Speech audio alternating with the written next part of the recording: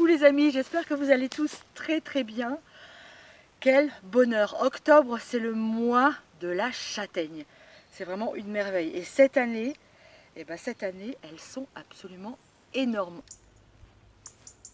On est ici à la maison et on a la chance d'avoir sur notre terrain des châtaigniers immenses qui doivent être largement tricentenaires. Regardez la taille de celui-ci qui était encore l'année dernière complètement envahi dans tout le fouillis, le fratras, les ronces qu'il y avait sur le terrain. Thierry a tout déblayé au printemps et regardez comme il nous remercie cette année en nous donnant de magnifiques châtaignes. La châtaigne, c'est une merveille, hein. C'est un fruit extrêmement nourrissant, on peut faire énormément de choses avec. Alors les châtaignes, elles ont quand même deux inconvénients majeurs, notamment quand on les ramasse, on a quand même tendance à bien se piquer les doigts. Et puis ensuite, pour les éplucher, c'est souvent une sacrée galère. Et bien aujourd'hui, je vous propose ma méthode pour éplucher les châtaignes. Vous allez voir, c'est hyper simple, super facile. Et puis ensuite, on va se faire une petite crème de marron parce que quand même, la crème de marron, c'est drôlement bon. Allez, on file en cuisine. De retour à la maison, on va commencer par laver nos châtaignes, d'abord en les mettant dans de l'eau. Et s'il y en a qui remontent à la surface, c'est qu'elles sont certainement véreuses ou pourries. Donc toutes celles qui remontent à la surface, vous les éliminez. Ensuite, vous les égouttez et vous les séchez. Ensuite, on vient entailler nos châtaignes comme ça, ici, vous voyez, sur le haut et d'un bout à l'autre. Alors, on va commencer ici. Attention à vos doigts, hein.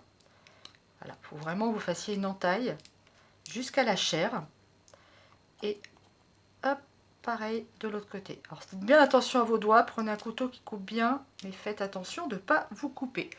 Ok, voilà, donc on fait une incision ici, hop, tout le long de notre châtaigne. Mon astuce pour pouvoir bien décoller la première peau des châtaignes est d'ajouter à de l'eau froide une belle rasade d'huile de tournesol.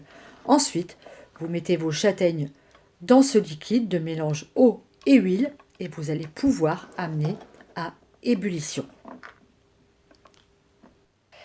Je mets ma casserole sur le feu et à partir de l'ébullition, je vais compter 5 minutes de cuisson. Alors dès l'ébullition, on voit que la peau des châtaignes, regardez, c'est ouverte. C'est parfait. Au bout de 5 minutes, on égoutte nos châtaignes et regardez la peau. Hop, la première peau s'enlève toute seule. Hop.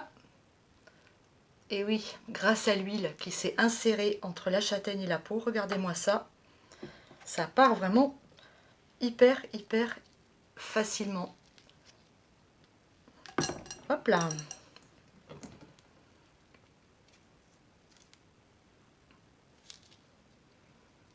Regardez. À ce stade-là, la châtaigne n'est pas cuite. Vous pouvez les congeler comme ça, avec la deuxième peau autour.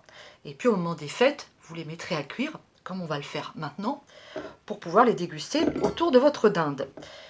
Et surtout enlever la deuxième peau. Alors nous, on va remettre dans la même casserole nos châtaignes, qu'on va à nouveau couvrir d'eau. Et on va remettre à ébullition. Pour cette deuxième cuisson, nos châtaignes sont restées 10 minutes dans l'eau. Maintenant, on les prend et vous allez voir. Alors vous laissez un petit peu tiédir, hein. Vous ne jetez pas dessus tout de suite parce que c'est très chaud. Regardez.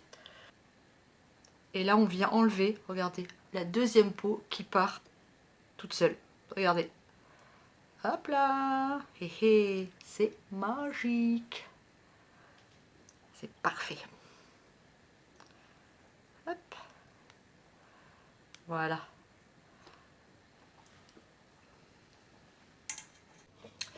J'ai fini d'éplucher mes châtaignes. Maintenant, j'ai gardé, regardez, un tout petit peu d'eau de cuisson que je vais mettre dedans.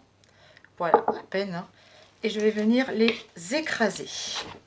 Alors moi, je prends l'écrase pomme de terre à la main parce que j'aime bien qu'il y ait des morceaux dans ma crème de marron. Mais si vous n'aimez pas ça, vous prenez le moule à légumes de Mémé et vous passez vos châtaignes au moulin à légumes. Ou si vous avez un blender super puissant, vous passez au blender. Voilà ce que ça donne une fois écrasé. Maintenant, on va peser pour pouvoir faire après notre sirop. À présent, on va faire notre sirop. On a ici 200 g de sucre. Je vais ajouter 10 centilitres d'eau. Alors, je vous l'ai dit, hein, j'ai pesé mes châtaignes. J'en avais 400 g. Maintenant, on va bien mélanger ici notre sucre et notre eau. Et puis, on va venir mettre un thermomètre parce qu'il faut que ce sirop monte à 121 degrés. Allez, c'est parti. Le petit thermomètre qui va bien. Et on laisse faire. Mon thermomètre est à 121. Je l'enlève. Et maintenant, je vais venir mettre, je vais laisser un tout petit peu mes châtaignes dans ce sirop. Et on va bien mélanger tout ça.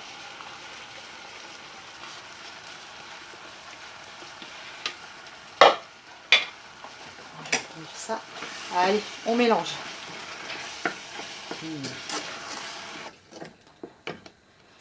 Et on va laisser cuire notre crème pendant un quart d'heure. Alors vous allez voir, hein, ça va épaissir, ça va foncer. Ça se voit à l'œil, mais enfin, normalement, un quart d'heure, c'est le temps qui est à peu près requis.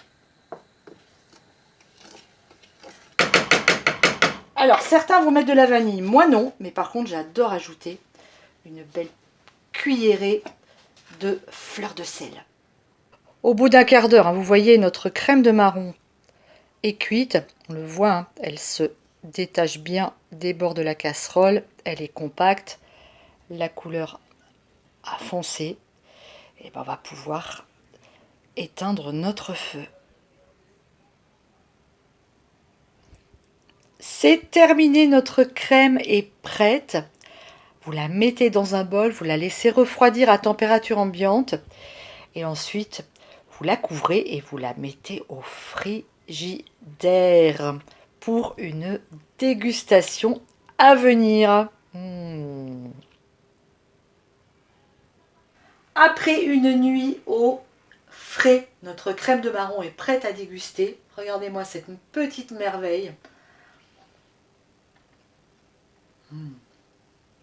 C'est bon. Très honnêtement, moi, je détestais la crème de marron qu'on achetait dans le commerce industriel. Faites maison, ça n'a strictement rien à voir. Faites l'expérience et vous allez voir, c'est vraiment absolument délicieux. Alors, pas du tout light, hein. C'est hyper sucré, c'est pas du tout régime, mais alors, qu'est-ce que c'est bon. Cette crème, vous allez la conserver environ 10 jours au réfrigérateur. Par contre, si vous voulez la garder plus longtemps, et ben vous la stérilisez dans des bocaux comme ça, 1 heure après ébullition, et vous allez en avoir comme ça tout l'hiver. Ben voilà, je crois qu'on s'est tout dit sur la crème de marron. Ah non!